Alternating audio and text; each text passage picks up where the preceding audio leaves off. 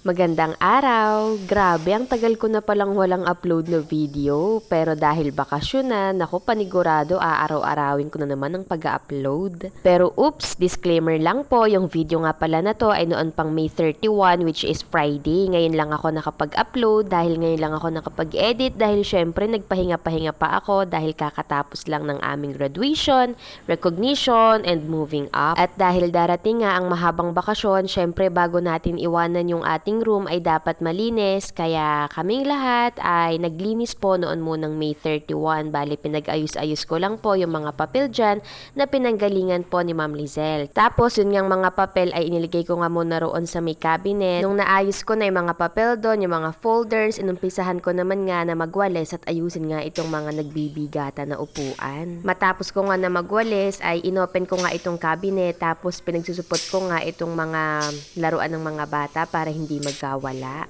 After nga nun, ang next ko naman na ginawa ay kumuha ako ng basahan at pinunasan nga itong ating blackboard.